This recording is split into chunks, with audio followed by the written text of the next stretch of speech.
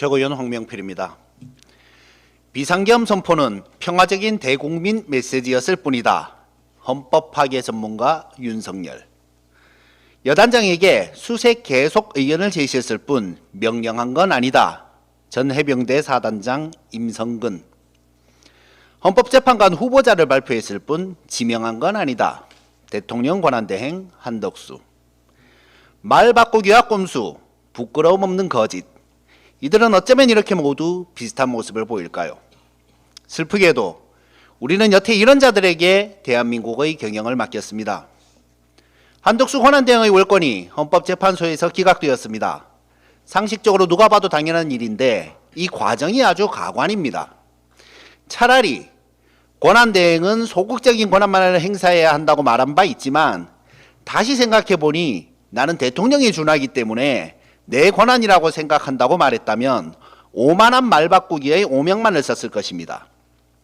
발표만 했고 지명은 안 했으니 헌법소원을 각하해달라고 한 한덕수는 교묘한 법기술을 써서 각하가 되고 나면 발표했으니 이제 지명하겠다고 했을 것이 뻔합니다.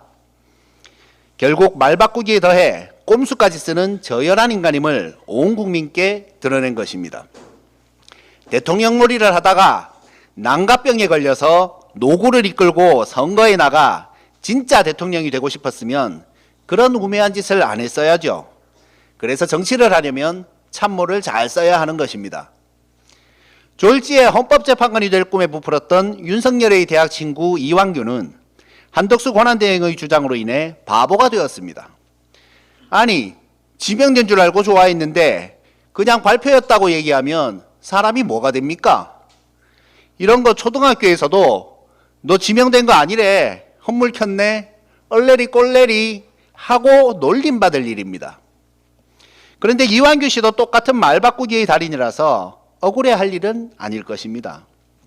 이완규는 문재인 정부 시절 대통령에게 법무부 차관이 제청한 인사에 대해 권한대행의 인사권 제청에 대해 비판하는 글을 썼으면서 대통령이 부재한 상황에서는 한덕수 권한대행이 자신을 지명하자 얼씨구나 좋다 하며 덥석 받아들였습니다. 자기가 자리를 받을 때는 갑자기 기준이 달라지는 것입니까? 노무현 대통령에게 인사권을 검찰총장에게 주라고 달려들던 그는 그것을 공정한 검찰 인사를 위한 제도적 장치가 필요해서 주장했고, 그때 그런 장치가 도입되었더라면 검찰이 현재와 같이 비난받는 모습으로 추락하지는 않았으리라 생각한다고 자신의 행위를 정당화한 바 있습니다.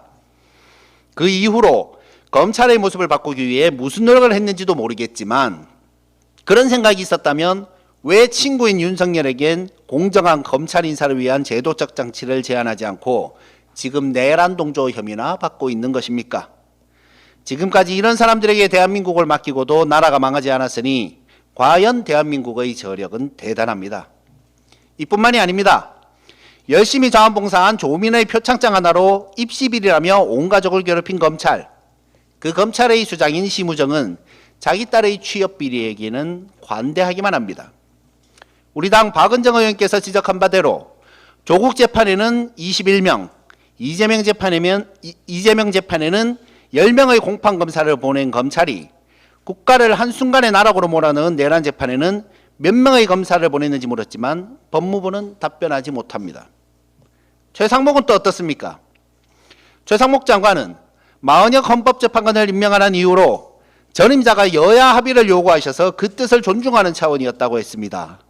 국민이 선출한 국회의 의결은 존중하지 않으면서 이걸 말이라고 합니까? 제가 대학생 때 IMF 외환위기를 겪었습니다. 함께 자취하던 룸메이트는 환율이 지금 1,600원인데 2,000원 넘을 것 같으니 달러를 사자고 제안했고, 저는 내 돈으로 달러를 산다고 얼마나 영향을 미치겠냐만 너도 나도 그런 투기를 위해서 달러를 사면 결국 수요를 늘려 국가 경제를 더 힘들게 하는데 국민으로서 그렇게 할 수는 없다고 하며 친구를 말렸습니다. 그리고 온 국민은 장롱아리 금붙이를 들고 나왔습니다. 일개 대학생도 이럴진데 공직자의 처신이 어때야 하겠습니까?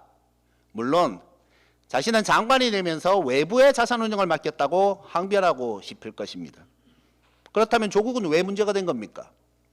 사모펀드는 문제가 안 된다고 하여 자산을 사모펀드에 맡겼을 뿐인데 결국 법적으로 문제없다고 판명된 사모펀드 투자를 빌미로 100군데를 압수수색해 영어의 몸이 되었습니다.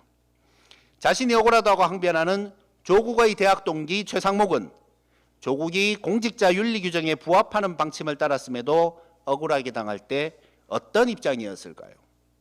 이걸 빌미로 100군데 압수수색을 하면서 별건 수사로 구속되면 그는 수긍할까요? 이렇게 국민의힘 계열 사람들은 자신들에게만 관대합니다. 국민들의 상식과는 매우 동떨어진 그들만의 기준으로. 하지만 기억하십시오. 대한민국은 자신의 영달을 위해 나라를 팔아먹은 이들이 아니라 손가락 발가락을 잘라가며 독립운동을 하신 이름 없는 독립투사들로 인해 다시 찾은 조국이요. 기재부 장관이 환율 상승에 베팅하는 미 국채에 투자할 때 아이 돌반지를 들고 나온 민초들이 지킨 나라입니다. 대한민국의 경영을 다시는 당신들에게 맡겨서는 안 될 이유가 여기 있습니다. 압도적 정권교체, 대한민국을 구하기 위한 최우선 과제입니다. 그리고 조국혁신당은 그 과제를 완수하기 위해 온몸을 던지겠습니다.